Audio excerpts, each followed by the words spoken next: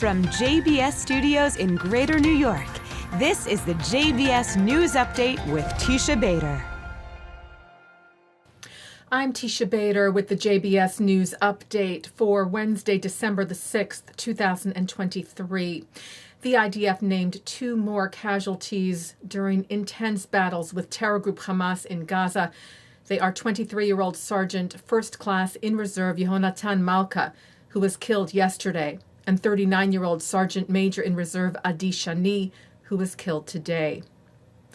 The IDF continues its fierce battles against Hamas in northern and southern Gaza today, sharing footage from one combat team in the Jabalia area in the northern Gaza Strip, where it said today the fighters eliminated terrorists in face-to-face battles at short range, and noted that in a mosque and a school in the Jabalia area, the fighters located sniper weapons, explosives, anti-tank missiles, rockets, operational shafts, and swastikas painted on the walls, also finding rocket launchers nearby. Battles were taking place, the IDF said, in the heart of Khan Yunis today, the largest southern Gaza city.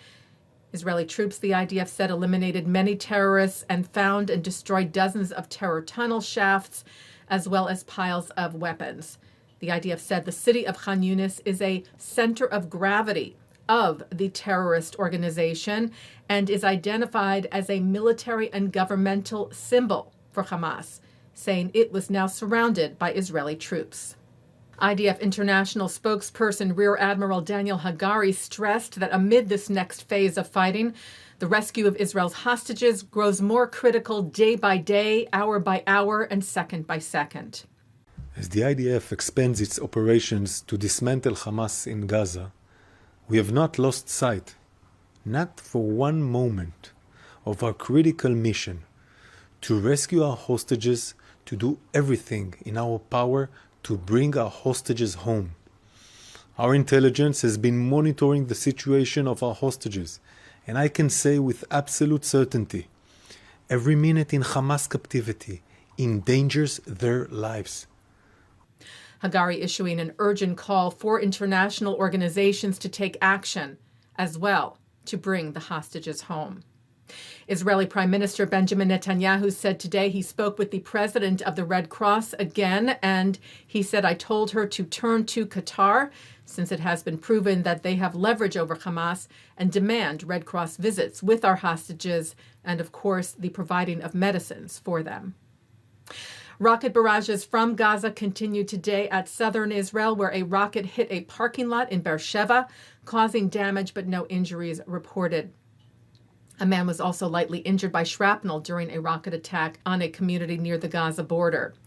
And sirens sounded in Eilat, Israel's southernmost city. The IDF said the launch of a surface-to-surface missile toward Israeli territory was identified and successfully intercepted in the area of the Red Sea by the Arrow aerial defense system.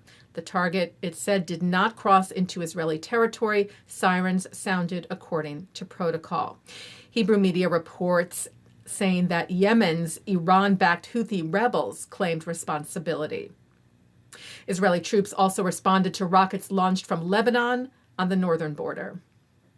Turning now to here in the U.S., a congressional hearing was held last night called by the House Education and Workforce Committee on the subject of campus anti-Semitism since the Hamas massacre of October the 7th. The university presidents of Harvard, MIT, and the University of Pennsylvania were called to testify.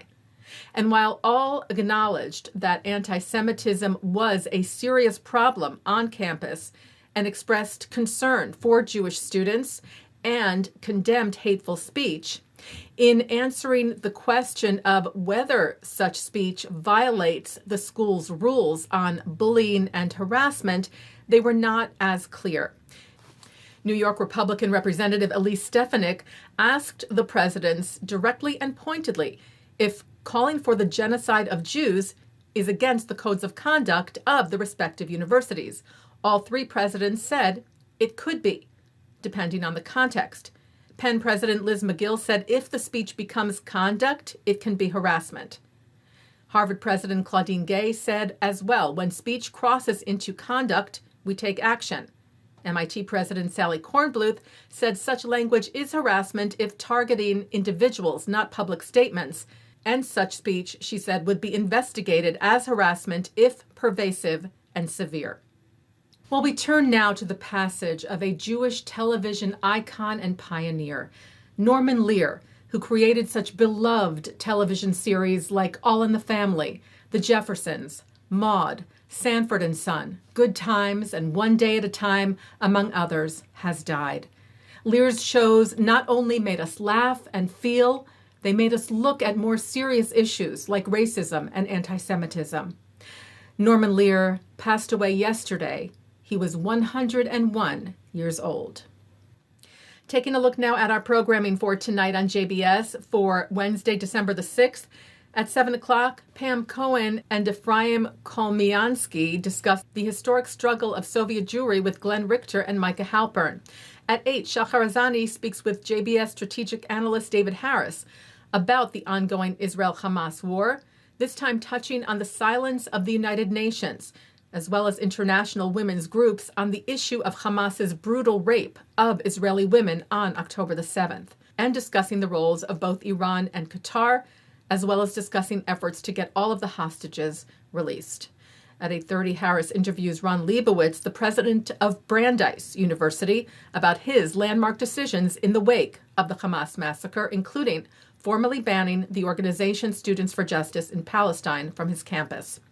At 9, Rabbi Aryeh Katzin is on L'chaim. At 10, Barak, Heymann, and Khenin are in the spotlight on Jewish Cinematheque. At 10:30, author Eric Alterman talks about We Are Not One, a history of America's fight over Israel. And coming up next, it's Thinking Out Loud. And that's the JBS News Update for Wednesday, December the 6th, 2023. I'm Teisha Bader. Am Yisrael Chai.